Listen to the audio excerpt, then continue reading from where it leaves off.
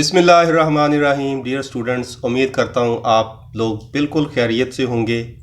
और power point से पहले जितने भी हम लोगों ने प्रोग्राम किए हैं यानी माइक्रोसॉफ्ट वर्ड और एक्सेल जो सीख चुके हैं उनकी प्रैक्टिस भी कर रहे होंगे।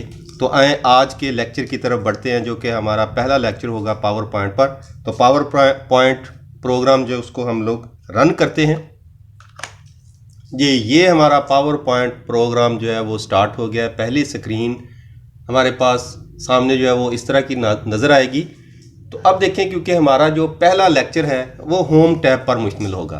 अब होम टैब में क्या है, क्योंकि ये सारा पिछले जितने भी हम लोगों ने माइक्रोसॉफ्ट वर्ड और एक्सेल जो पढ़े हैं उन्हीं से मिलता जुलता इसका इंटरफेस है, लेकिन इसमें एक दो चीज़ें इजाफी हैं जो हमें ज़्यादा फ़ायदा देती हैं। क्योंकि हमने इसमें एनिमेशन सीखनी है तो उन्हीं पे हमारा ज़्यादा फोकस होगा। ये जो चीज़ें हम लोग जनरली करेंगे ये आम है, पीछे हम लोग इनकी प्रैक्टिस माइक्रोसॉफ्ट वर्ड में भी कर चुके हैं और एक्सेल में भी कर चुके हैं। यहाँ पर हम लोग सिर्फ इसका ओवरव्यू करेंगे, सिर्फ थोड़ा बहुत इसको टच देंगे और अगले टैब की तरफ जो है वो बढ़ जाएंगे। ठीक है, फिर भी अगर किसी को कोई ना समझ आए तो आप लोगों ने कमेंट्स में जो है वो लाजमी पूछ लेना है, अपना क्वेश्चन जो है वो वहाँ पे टाइप करके पूछ लेना है मुझसे। और जिन्होंने अभी तक मेरा चैनल जो है वो सब्सक्राइब नहीं किया तो मेहरबानी करके वो नीचे जो एक बटन नज़र आ रहा है ना उस पर क्लिक करें और साथ बटन बेल वाला बटन जो है वो भी प्रेस कर दें ताकि आने वाली तमाम की तमाम वीडियोस जो है वो आपको मिलती रहें। तो चलें आज हम शुरू करते हैं। यहाँ से हम लोगों ने जैसे ही हमने अपना प्रोग्राम रन करना है तो ये स्क्रीन हमारे ज़ाहिर हो जाएगी। तो इसमें देखें, सबसे पहला यानी होम टैब के अंदर हम लोग देख रहे हैं कि यहाँ पे क्लिप बोर्ड आ रहा है, पहला हिस्सा। अब क्लिप बोर्ड क्या है, जिस तरह हमने माइक्रोसॉफ्ट वर्ड और एक्सेल में सीखा है कि जो भी हम लोग कट करते हैं या कॉपी करते हैं वो एक क्लिप बोर्ड है, वहाँ पे जाके वो रख देता है कंप्यूटर और वहाँ से उठा के हम लोग जो है वो अपनी टेक्स्ट को या जो भी चीज़ हमने कॉपी की होती है वो जिस जगह हम लोगों ने इसे इस्तेमाल करना है वहाँ पे उसे पेस्ट कर सकते हैं। अब फ़र्ज़ करें कि यहाँ पे जो है मैं कोई चीज़ जो है वो टाइप करता हूँ। फ़र्ज़ करें ये टेस्ट जो है ये मैंने टाइप किया और सिलेक्ट कर लिया। अब जैसे ही देखिए मैंने इसे सिलेक्ट किया है तो ये ऑप्शन जो है वो ऑन हो गए हैं, यानी ये कट वाला है, ये कॉपी वाला है और ये पेस्ट वाला है। ठीक है, फॉर्मेट पेंटर वाला है। अब इसमें जैसे ही मैं कॉपी करता हूँ, कॉपी क्लिक किया यानी कॉपी हो गया टेक्स्ट और ये अब क्लिप बोर्ड के ऊपर जो है वो चला गया है। तो यहाँ से अब देखें, फ़र्ज़ करें मैं इसी को यहाँ पे पेस्ट करना चाहता हूँ तो ये पेस्ट करूँगा तो वो पेस्ट कर देगा। ये कैंची का जो सीजर आइकन बना है यानी कट का है, ये कॉपी का है, ये फॉर्मेट पेंटर है, ये पीछे भी हम लोग पढ़ चुके हैं। उसके बाद ये नई चीज़ है इसके अंदर कि फ़र्ज़ करें कि आप ये एक स्लाइड जो है आपने कंप्लीट कर ली है, अब नई स्लाइड जो है वो ऐड करनी है। तो इस पर क्लिक करेंगे, यहाँ पे जो है वो आपको मुख्तलिफ ऑप्शन देगा कि आपने किस तरह की स्लाइड जो है वो ऐड करनी है। अब पहली है कि टाइटल स्लाइड, कि सिर्फ टाइटल होगा उसमें। उसके बाद अगली है टाइटल एंड कंटेंट या सिर्फ सेक्शन। ये मुख्तलिफ है, जिस तरह की आपको चाहिए होगी उसी तरह की हम लोग जो है वो ऐड कर लेंगे। फ़र्ज़ करेंगे मैं इस पर क्लिक करता हूँ तो ये देखें click to add title and click to add text. ये हमारे पास जो है वो एक नई स्लाइड जो है वो ऐड हो गई है। उसके बाद ऑप्शन आता है लेआउट का। लेआउट पे क्लिक करेंगे तो वही सेम सारे ऑप्शन जो है वो आ जाएंगे कि अगर हमने पीछे जो न्यू स्लाइड जो है वो कोई और टाइप की ऐड कर ली है तो उसकी लेआउट चेंज करना चाहते हैं। तो आप देखें, पिछली जो हमने ऐड की थी वो टाइटल एंड कंटेंट की थी, लेकिन मैं चाह रहा हूँ कि नहीं, मुझे तो चाहिए थी कि सिर्फ मैं एक टाइटल ही ऐड करूँ। तो अब यहाँ पे लेआउट में आके आप जो है उसे चेंज कर सकते हैं। देखें, इस पर क्लिक करेंगे तो वो नीचे वाला हिस्सा जो है कंटेंट वाला वो ख़त्म कर देगा और सिर्फ टाइटल वाला हिस्सा जो है वो रह जाएगा। उसके बाद अगला जो है वो रीसेट का है कि अगर हम लोग कोई भी चीज़ करेंगे तो उसको रीसेट करने के लिए अगला जो है हिस्सा वो है सेक्शन का। अब सेक्शन क्या है, सेक्शन में क्या है कि जिस तरह ये दो स्लाइड्स जो है वो मैंने ऐड कर ली हैं तो इनका मैं एक सेक्शन बनाना चाहता हूँ।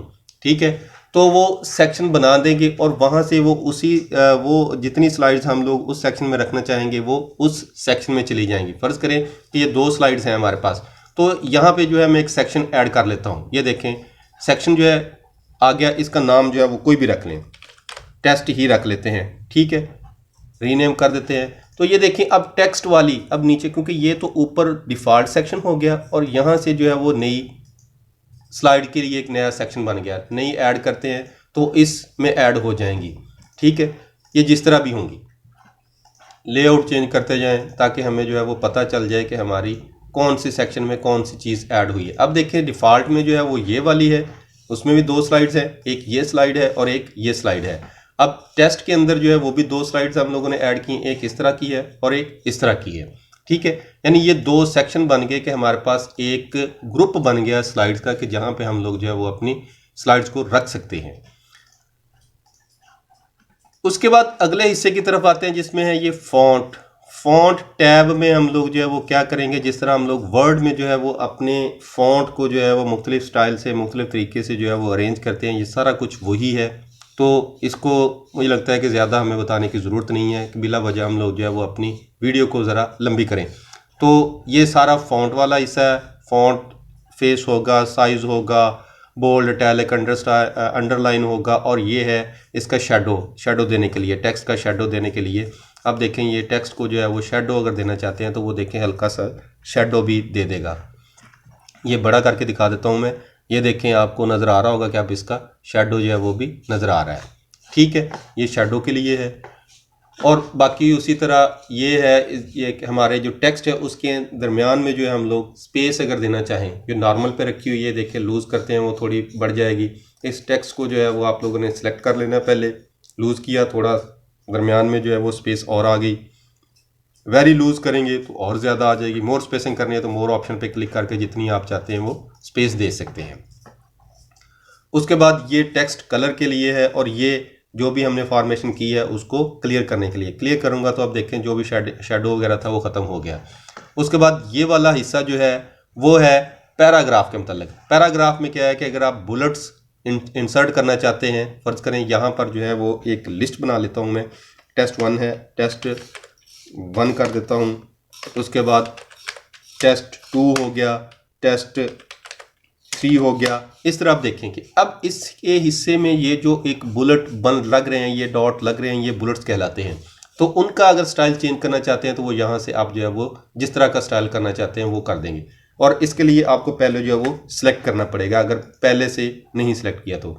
अब देखिए जिस तरह का स्टाइल आप जो है वो लगाना चाहते हैं वो लगा सकते हैं। उसके बाद अगला है नंबरिंग, कि अगर आप जो है वो टेक्स्ट की बजाय नंबरिंग लगाना चाहते हैं तो वो नंबरिंग, जो जिस स्टाइल की आप नंबरिंग लगाना चाहते हैं वो नंबर आप लोग जो है वो यहाँ से लगा सकते हैं। उसके बाद ये उनके दरमियान में जो है वो इंक्रीज़ लेवल है, डिक्रीज़ लेवल है, ये लाइन स्पेसिंग के लिए है। फिर ये नीचे इस लाइन में आ जाते हैं तो ये लेफ़्ट लाइन है, सेंटर लाइन है, राइट लाइन है, और ये जस्टिफाई है। और इसी तरह जो है ये लेफ़्ट टू राइट डायरेक्शन दे रहा है, और ये ऑप्शन जो है वो राइट टू लेफ़्ट की डायरेक्शन दे रहा है टेक्स्ट की। और ये वाला जो है ये है कॉलम के लिए, ऐड रिमूव कॉलम अगर हम लोगों ने ऐड करने हैं तो। उसके बाद अगला ये वाला हिस्सा है कि आपकी टेक्स्ट डायरेक्शन कैसी होगी। इस पर क्लिक करेंगे तो ये देखिए हॉरिजेंटल आ रहा है, ठीक है।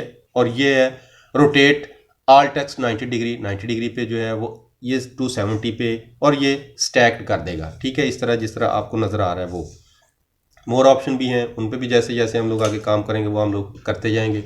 ये वाला हिस्सा आ गया अब ड्राइंग का, ये ड्राइंग वाला हिस्सा आ गया। अब ड्राइंग में क्या है, ये मुख्तलिफ हमारे पास जो है वो शेप्स हैं कि इनमें से अगर जिस तरह हमने माइक्रोसॉफ्ट वर्ड में जो है वो इंसर्ट की थी, इसी तरह इसमें भी हम लोग जो है वो मुख्तलिफ किस्म की शेप्स जो है वो इंसर्ट कर सकते हैं।